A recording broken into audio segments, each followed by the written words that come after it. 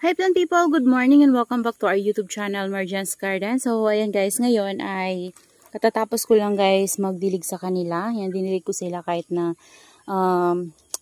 may araw na. So ano pa naman guys, 7 AM pa lang ngayon at ayan pa lang yung sunlight na natatanggap nila. Yan, morning sun. And kahapon naman ay sobrang init pero kumukulimlim-kulimlim pa rin guys. And ngayon naisipan kong iripat yung ating dito, Ben Body. Gusto ko kasi siya guys ilagay sa malaking pot. So ayan siya. Ito na yung Ben Bodies natin na nilagay dito. So pinag-iisipan ko kasi guys na kapag naayos na tong greenhouse natin, ilalagay ko to sa gilid, itong vertical wall natin, and then yung mga heart pot na to ay tataniman natin ng mga Mendozae lang. Mendozae, yung mga nagtitrail lang guys na mga succulents, yan, si jelly beans, yan pwede siya. So, yun yung gagawin ko. And yung mga rosette type na kagaya nito, yung mga echeveria types ay, ilalagay ko sa mga, patungan. Yan, so yun yung naisip kong gawin. So, ayan yung itsura nila. Ayan, so may mga namatay na sa kanila guys kasi nung nakaraan pang mga linggo ay umuulan-ulan dito ng konti tapos iinitin siya ng sobra-sobra. So sobrang sakit ng init. So anong nangyayari sa kanila guys ay naluluto sila. So namamatay. Ayan, ito nga guys, so kulubot. Yan, gusto kong i-check yan kung okay ba yung roots nila, pati yung isang yun, yan, kulubot sila. So ang pagdilig ko kasi sa kanila guys ay spray lang kasi kinukulang tayo sa water. So, hindi ko sila mabuhos-buhusan yung madami talaga, yung masok sila. Sa dami kasi nila guys, yan kailangan nating kahit diba, madiligan man lang sila kahit konti. So, yung ginagawa ko talaga ngayon ay spray. Ayan, so, pero, yung iba natin na mga succulents dito, yung ating mga aloes ay medyo nakaka-recover na kasi talagang binuhos-buhusan ko talaga sila guys ng tubig dahil sobra na talaga silang dehydrated nakaraan. So maraming leaves yung natuyo sa kanila and then meron ng mga namatay. So ayaw ko naman sila guys na mamatay lahat. So, kaya naman, binuhos-buhusan ko para makarecover. So, ayan, nakaka-recover na sila ngayon, guys, And medyo nag-chubby-chubby na yung leaves nila. And kanina, ako, guys, nag-ayos-ayos ako dito. Ayan, tingnan nyo, makalat dito kasi ito tayo nagre-repat. Ayan, tas ito, nilagay ko dito yung mga succulents na mga nasa ibang pot. So, pinagsama-sama ko na dyan, guys, lahat. Kasi, mayroon nang mga na-sunburn. Ayan. So, yung dito din, karamihan dito guys ay may mga na-sunburn. Ayan. So, kaya tingnan nyo mga kalbo-kalbo. So, ang ginawa ko kanina, naglagay ako ng mga aloes dyan guys. So, ayan o. Para kapag diniligan ko sila, pati yung aloes madidiligan na rin. And may vacant na kasi guys.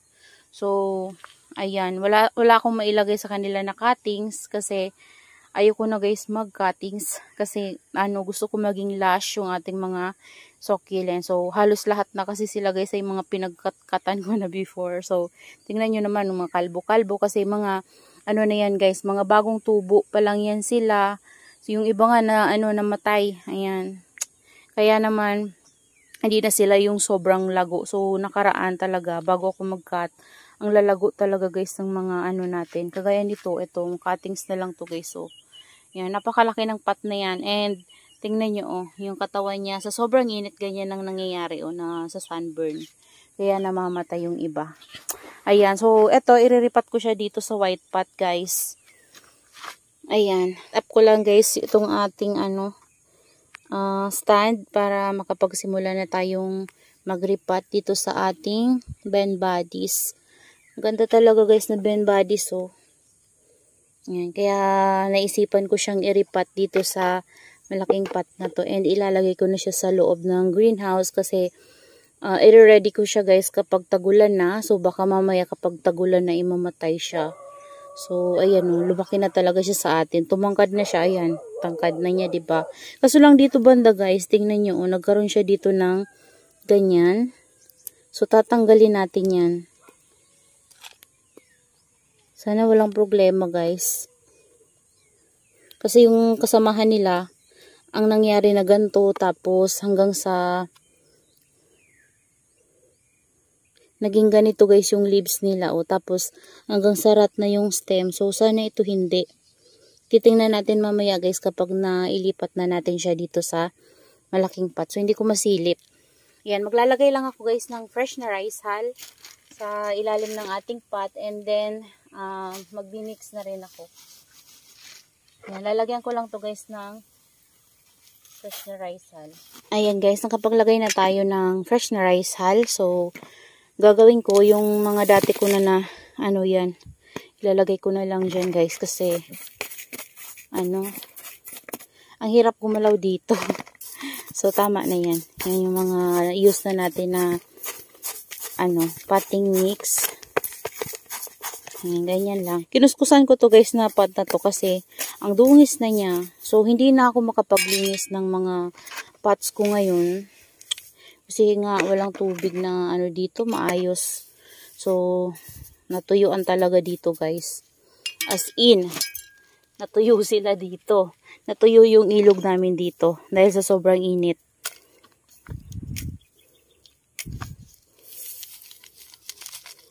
Ayan. So, ganyan lang yung gagawin natin. Ayan, sa lahat ng nagtatanong kung ano yung gamit natin na potting mix. Yan, ano po to? Rice hull. Kita nyo naman guys, diba? Rice hull. Yan talaga guys yung gamit kong potting mix. So, ayan, tatanggalin natin to. Dito. Ay. Sana walang problema to guys.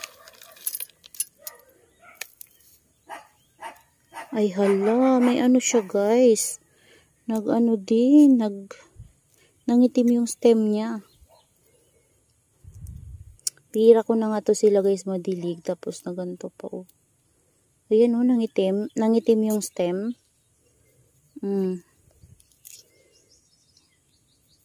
Naisipan ko siyang i-repot, pero hindi ko akalain na may ganito na pala siya.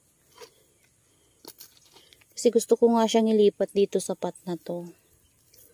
So, titingnan natin kung masave pa natin tong isang puno na to guys.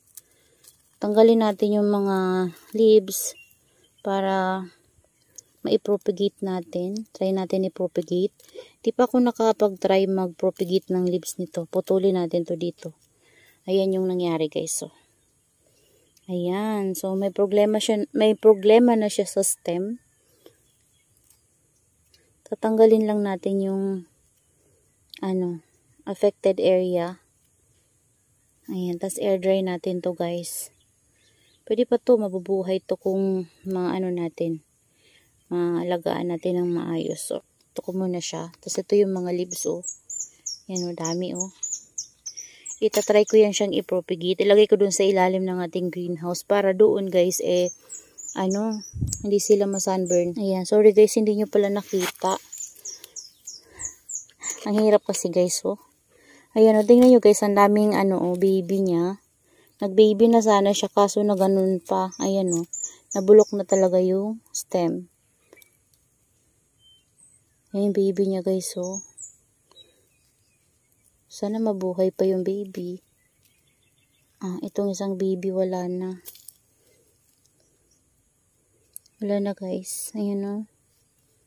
Ito, medyo malapit na siya. Buti na lang naisipan ko talaga itong i-repot ngayon. Ayan oh. Tatanggalin lang natin yung lower leaves, tapos i-air dry natin. Tapos ito, halo natin dun sa i-repot natin. So, ayun guys, oh, may mga baby na sana yung ating Ben bodies. Kaso, di talaga guys maiwasan siguro dahil na rin sa sobrang init. Ayan. Hirap talaga.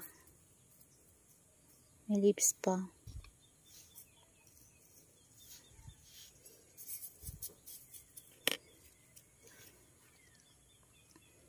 Ayan, so bunutin natin to.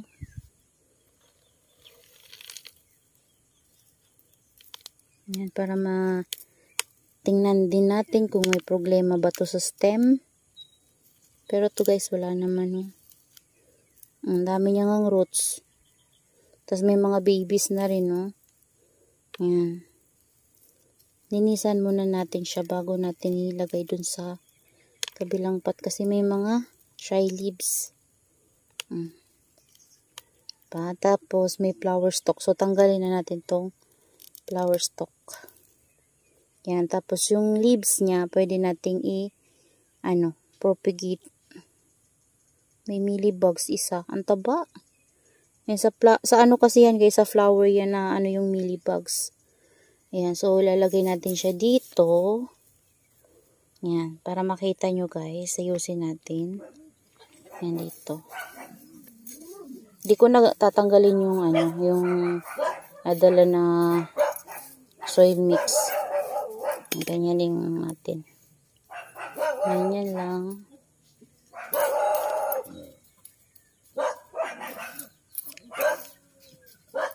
Ang iingay guys ng mga aso ko dito.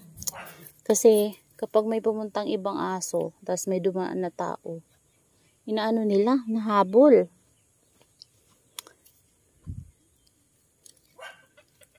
Ayan. Tignan nyo ito guys, oh. Oh, buo natin nakuha. Hala. Ihalo ko na guys yung niya, yung lagay niya na toppings. Yan, halo na natin yan sa potting mix. Ayan, tinanggalan ko guys ng oh. Kasi sobrang naman. Sobrang buo naman yung pagkakuha natin ng Ayan o, ayan. Yan na lang natira. Ayan. Hindi ko lang yan guys gagalawin para hindi na masira yung roots niya. Ito may mga babies na rin. Oh. Ayan. May maliit pa dun sa pinakagilid. Yan guys. O, diba? Yan. Tapos dito natin siya. Sayang. Sakto sana sila guys. 3. Kaso bumigay yung isa. Pero kapag lumaki naman guys yung mga babies na yan, yan, dadami din yan. So, doon ko na muna siya guys sa loob ng ating greenhouse para, hindi na siya mapano. Doon siya shaded lang. Ayan, gustong gusto ko kasi guys, ito si matagal ko na tong gustong iripat. Nung nakikita ko siyang nagtatribe dito sa labas. So, sana pala niripat ko na siya agad. Para, tingnan nyo, sakto sana guys, dito yung isa. Kaso lang, na maalam naman yung isa. Ayan, ito yung isa guys, Ano kaya kung patong na natin to dito? Hindi naman basa yung potting mix. Ayan. Tapos yung baby niya, patong na natin. Yan. Tapos yung leaves niya dito guys, i-propagate ko na lang. Ayan o. So cute. Ano kaya kung tanggalin ko yung isang baby nito? Tanggalin ko guys yung isang baby. Oh. Ala guys. May mealybugs. Ayan o. Buti na lang, naisipan kong tanggalin. Hindi ko nakita na may mealybugs kanina. Ayan. Itong isa walang mealybugs. Wala. Ito lang sa baby niya. Nagsiksik sa baby. Sa baby lang siya nakasiksik. Yan, wala na. Yan, maglalagay ako mamaya sa kanila guys ng furadan, tsaka ng para maano sila. Pangtaboy sa ants na pupunta tapos mamatay yung mealybugs. Lalagay tayo ng furadan and DE powder. Namamatay kasi guys ng DE powder yung yung mealybugs. Sinray ko siya sa marble gold. So, ngayon, yun na yung ginagawa ko. Ayan o. Ito, wala na to. Tanggalin ko lang yung lower leaves para sure na walang matirang mealybugs.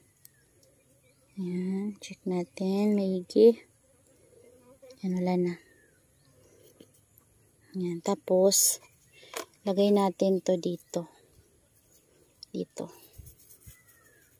Dami niyang roots oh. Ayan. Diba? Itong isa ba? Okay na yan. Hindi ko nagagalawin yung baby niya.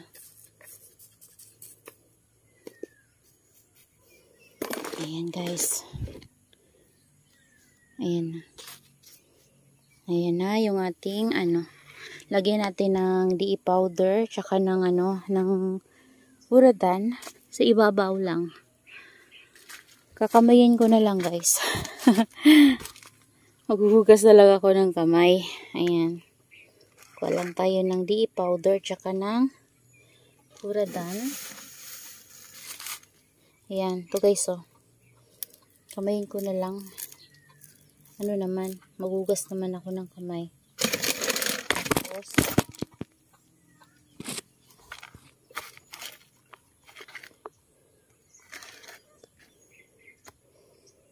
Tapos lagay tayo ng ayan, DE powder.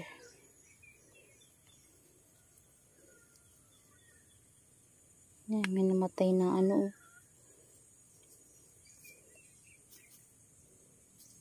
lagyan ko lang ng DE powder yung sugat. Ayan. Ayan na guys, so. Tungis nga lang. Dungis na sila. Ayan. So, yan na yung ating Ben Bodies. Yan, sana mapalago ko to dito. Ayan. And, dito ko muna siya guys sa baba. Ayan, dito, banda. Ayan, kasi dito shaded. Tingnan nyo guys, so, nalaglag dito yung propagation ko ng Ellen. Kumuha kasi ako guys ng cuttings kahapon ng Ellen and yan napakan ko na pala to. Nilagay ko siya dito sa pot na to. Ayan, ito yung pot ni Purple Delight. Yan, para mapuno siya ng Ellen. Ayan, sabi ko hindi na ako mangunguha ng cuttings ng Ellen pero na-attempt ako kahapon. Na-attempt ako kahapon na maguha ng cuttings kasi ito, dati ko na itong mga propagation, yan yung nasa labas. Kinuha ko, nilipat ko na dito. Yan, dinagdagan ko sila para mapuno. Ayan yung Ellen natin. Ayan. Ayan, so that's all for today's video guys. Tingnan nyo. Nagpausok ako kanina, ayan dun sa labas. So yan pa, mamamatay na yung usok ko dun. Ayan init. Ang init yan banda sa side na yan. Dito, shaded na dito banda guys. So that's all for today's video guys. And I hope you enjoy watching and see you on my next vlog. Happy gardening everyone. Bye-bye. Ayan, habol ko lang guys. Ito pala. After natin tong maripat dito. Ayan, dito ko muna siya sa shaded area. And then, hayaan ko muna yan siya guys. Hindi ko siya didiligin ng 1 week. Kasi, ayan, nilagay na natin dyan yung narat na isang Ben Body. So, hayaan ko muna siyang magkaroon ng root. So, hindi naman yan guys kasi yung leaves niya ay makapal. So, iinom yan dyan sa lower leaves nila. Okay lang yan, hindi yan mamamatay. So, hayaan ko muna yan sila guys. Ayan, para mabuhay natin sila. At sana mapuno natin ng Ben Bodies yung malaking pot na yan. So, yan guys. Salamat sa inyong panonood. Bye-bye.